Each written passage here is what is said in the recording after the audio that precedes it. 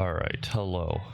So we're going to go over the wall search and possibly the room search in this video. Maybe just the wall. We'll see how long it takes. Anyways, so let's get started. To start with, when we made the house box, right? Oh my god, it looks so horrible, doesn't it? This box right here that goes around the whole house. We then, after we made it, got every single wall and door and stored them into arrays. And then for each one of those, we spawn a box. This box actor I made called a stop box on the right side and on the left side, if I can click on it. These are the stop boxes, so they get spawned on either side like this. See them. So as you can see, the line can go this way through it, but if it comes to a spot like right here, then it's going to hit this box. I know it's probably hard to see, but there is a box there, these boxes, because they're around every single one, right? So on the corner, it's not too big of a deal, but this does, however, prevent our line trace from going through and, for instance, hitting this house that we don't want to be searching at all, right? So yeah, but also more importantly, in places like this where there's a T shape, these boxes go into here, so the line goes through it and then it hits this box and it knows I don't want to search anything past this. We just are interested in the walls that we hit before here, right? So that's how that goes. Now, the way the wall search actually works is, so remember how we stored all the walls? So what we're doing is we're just picking a random one to start with, the 0 in the array, the first one in the array, checking to see, has it already been seen by the house checking system, which is just a boolean that we set, same thing that we did for the foundation search. And then from there, if it hasn't seen it, then we're gonna use it to search off of. If it has seen it, then we just add up and check the next one, see if we've searched it or not. Just, you know, the same sort of idea that we did for this. Okay, so so now let's say that it didn't find it, and we actually want to start searching off of, or sorry, not that it didn't find it, but the house checking system hasn't seen it, and we're going to start the search off of it. So what it does is it goes and then it looks left or right. I don't know exactly which direction, but let's just say it looks to the right, and then checks, sees if we hit a fucking stop box, and if we have, then it knows that the last one right before the stop box, that's the one that we want to look down at. And then we go down till we've hit the furthest wall that's the most down below it, and then that way we always know we're at a corner, right? We're at a corner. And then from there, it does a quick line trace and goes left and right, and then it checks the length of both of those line traces. So in this instance, if it looked right, it would only hit one itself, right, and the stop box, but it'd be two. And then if it looks this way, it'll hit 1, 2, 3, 4, 5, and then it knows that that one's greater. That's the one that we want, because then we get all the bottom rows, every wall / door that's in the bottom row. We have all of these now stored in an array, and then from there we just look up, and then as you can see, that's what they're doing. They're looking up from each one of those, and then we have everything, every wall, and then we store it, and then we move on. We go back to the counting thing where, you know, you count, you check and see if that has been seen. So for like instance, if it clicks here, it's been seen, we don't want to. Click here, it's been seen, we don't want to. Click here, it's been seen, we don't want to use it, don't want to use it, don't want to use it. And then eventually, randomly, we'll just get to something like here. Okay, this hasn't been seen. Okay, looks in a direction, now it's at the very edge of the wall, looks down, then it's at the bottom of the wall, checks right, that's 1. The array is a length of 1. Looks this way, the array is a length of fucking whatever. I don't want to count it, but let's say it's 10. This is a direction we want to use, so now it has every single one. Then looks up on each single one of these, and then we have the whole fucking wall. that's a general overview of how the wall getting system works. And now I'll show you the code. All right, so real quick, I'll just show you quickly the where we add all the stop boxes. So this is the thing we did. This is the house checking system or whatever.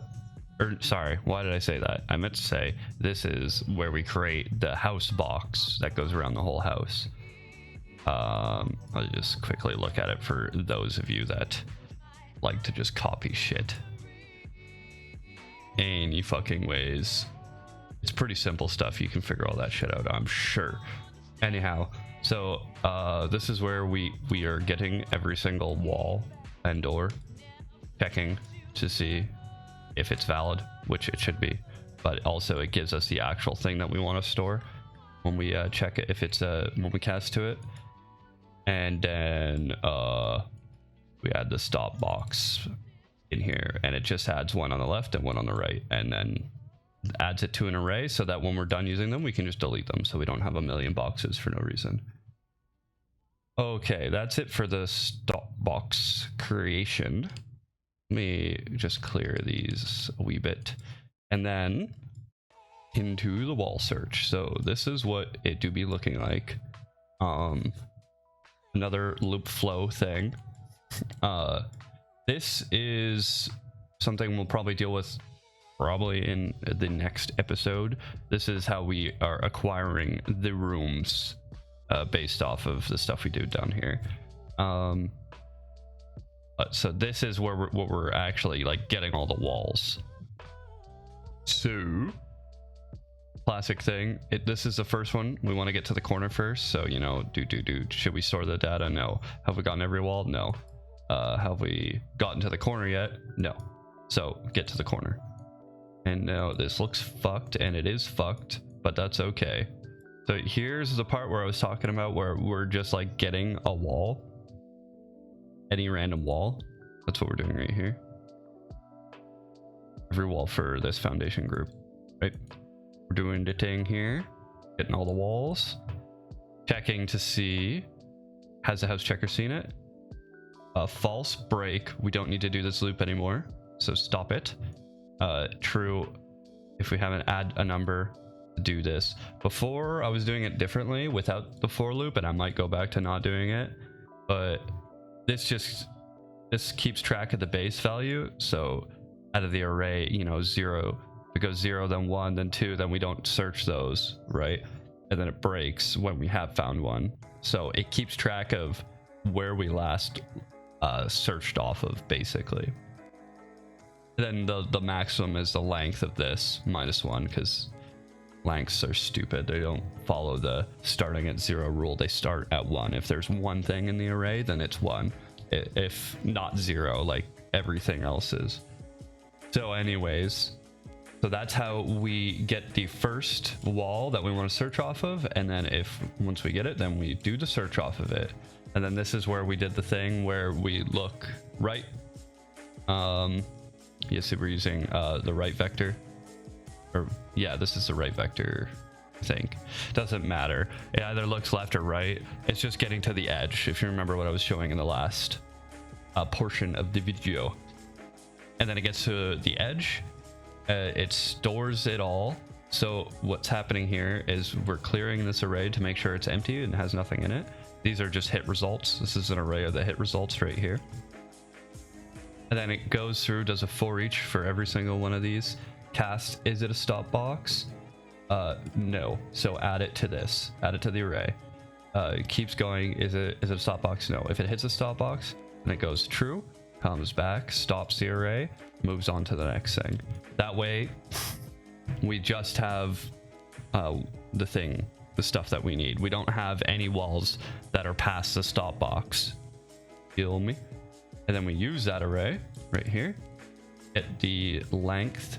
So that's how big it is. So if this is 6, there's 6 in the array, then we're getting we're just trying to get the very last thing in the array. That's what's happening here, right? So if it's 6, then that means there's 6 items in here.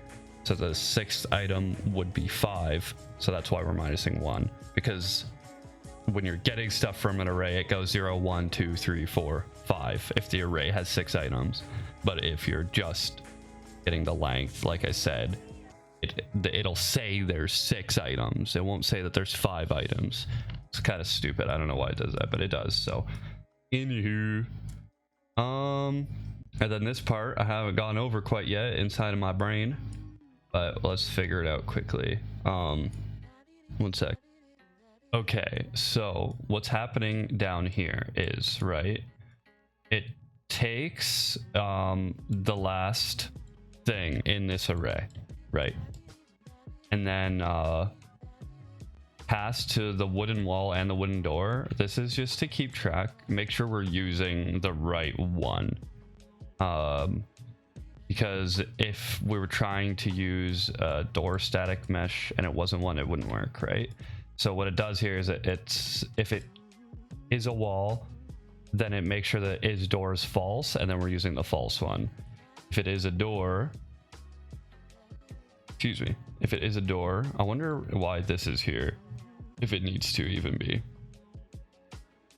but it's there and it's not here, and that's why I'm confused. But anyways, it don't matter. I guess it's been working, so I'll just have to keep that in mind. It probably can just do this, so honestly, but let's just leave it for now. Anyways, getting sidetracked. So, and then if it casts a door, then it sets this to true, meaning we're using the static mesh component. And then what this is just a rotation check. At one point it made sense to have the rotation check. Honestly, I kind of don't think I even need to, because the way the stop box system works, it's pretty reliable, and I don't really see a world where we could accidentally get the wrong one. So this probably could just be deleted, but I kept it there because I guess it doesn't really hurt, because it's always true anyways. Anyhow, this could probably just get removed, but it don't matter. So now that we know we have the right one of these to use, it gets used over here, and then we do I'm pretty sure this is where we do the down check, right? So up to this point we've gone to the edge of a wall and then made sure everything was fine, and now we're looking down. That's why that number is massive. And then it gets same thing, it just stores the array, or it just uses it straight out of the thing and gets the last one. And then we have the corner, and then if it's a fucking wall, then it goes up here. If it's a door, then it goes down here. But these do the exact same thing on top. It's just sets is door is wall, and then when we go to use it later on, it knows that it's a door and or a wall, and it sets temp corner doors, temp corner wall. And then I think I'm pretty sure this, yeah, it gets stored in the wall component, but it don't matter. And then it make sure it says house checker's been seen, and sets the color, have gotten corner to true, and wall ID for this group is 0. That does something, probably doesn't really matter. Where is that? Here. It do something for some reason. There was a reason why I put that there. I don't know. Don't matter. So okay, after doing all that, then we have the corner, and then the loop's done. It comes back, goes here, get wall. So this will get the whole wall, I believe. Wait, what is this doing? Huh. Hang on, I must understand again, apparently. Okay, all this is doing, so these are the bottom row arrays. So we have 2 of them for walls and 2 for doors. The reason being is I don't know why this says door wall. It could just say bottom row door, but it don't matter. These are for the doors, and these are for the walls. The reason we have 2 is because, remember earlier I was saying we look from the corner wall, we look left and right and check which one's the greater one and use that. That's why we have 2. So we just do a sequence here. This runs twice, but it just changes left and right. This is Are we looking left or are we looking right? And that's why we run it twice. And then I need moments to grasp. All right, so here's what is happening here. So you remember that boolean from earlier, is corner a door? If it's true, then we use the temp door, right? If it's false, then we use a wall, because it's a wall. And then this is a line trace in the shape of left or right. This controlling if it's left or right, right? So we do that, then we have a hit result. But by the way, we're using multi-line traces. If it hasn't been obvious, there's a different type of line trace. So line trace, whatever profile, doesn't matter. This will only hit one object, but this will hit all the objects and give me a result for all of them. See, this is a singular object, this is an array. Alrighty, so we do that, and then it's the same kind of thing from before. We're checking to see if we're hitting a stop box. If we are not hitting a stop box, then we add to array, and if true, then stop, we're done. If we hit a stop box, then we're done. Don't do any more adding. And then checks sets is walls, door, whatever. That's probably useful somewhere. I don't remember where, but it's being used, I'm sure. Check for rotation. Again, we probably don't need this, but it's here. And then down here, this is where the interesting thing happens. So we have the plus or minus, left or right, where we're looking, right? And we have bottom row 1 and bottom row 2.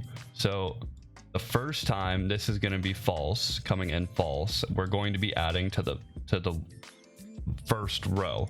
This is where add unique, see? And then the second time around, then we're switching. We're using these two now, and it'll add to that. So that's how we're able to store both with the same node. This doesn't need to be here. It was there for some reason, probably just to help me figure things out when I was making it.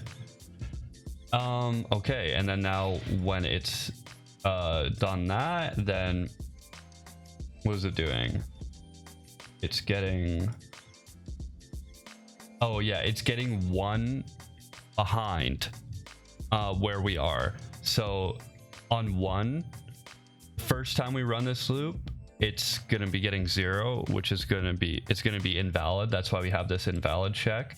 But after that, so when we're searching the second item in this array, the hit array, then we now have the one before it to compare it, right? So if there's 2 items in an array, we're searching off of 1 and 2, like both items. And then if it was there's 3 items in the array, then we'd be searching 3 and 2. Now the reason why we're doing this is we're comparing the distance between them. Like literally, there's a distance node and it's literally the distance. So we're getting the world location of it and the world location of the one before it, and then checking the distance. If the distance is greater than this value, 750, then that means that there's a gap in the wall and there's a hole, and we are setting the fact that we have a hole in the wall and we're done. I have it set so that we just don't even search the wall anymore. It just says there's a hole in the wall, so there's no point in continuing the search because it's not a complete home anyways. So that's what's going on there. But assuming that there aren't any gaps, then it goes through this whole thing and fills up, stores these arrays 1 and 2. All right, so that's what's going on here. Now when these are done, then we go into this thingy and search above and bottom rows. Search above bottom row. So remember how I said we get the bottom row and then we look up? That's what's going on in here. So we just do a little bit of fancy math. We add the bottom row 1 and of wall and bottom row 1 of door, and that's this value, and then we check to see which is greater. And we add 2, bottom row 2 of wall and door, add those together. So if this one's greater, then we're going to be using, or I think, yeah, we set the bottom row so that this is the one that we want to be using. So yeah, that's how that works.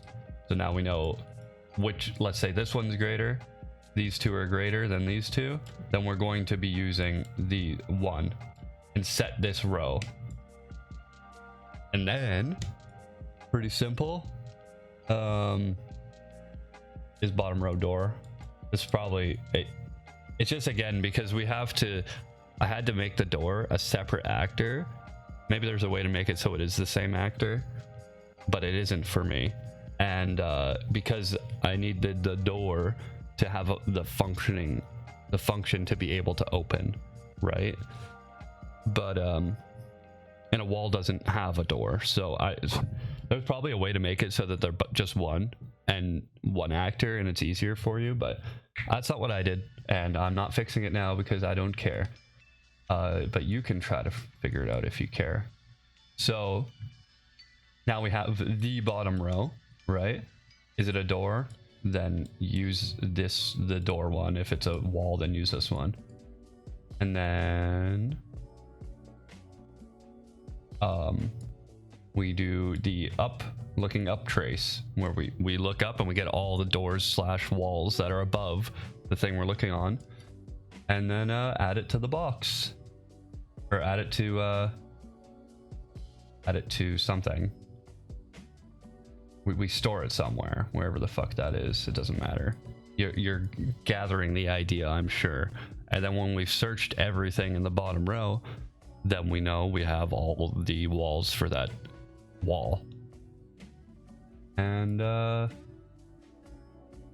yes, we set the color, all that. I feel like I don't need to like go into super detail here. It's been basically the same idea. It's just like the flow or the order in which we're doing these things is what's important. Or, I don't know. It's just how it worked for me. Again, it might work better for you if you did.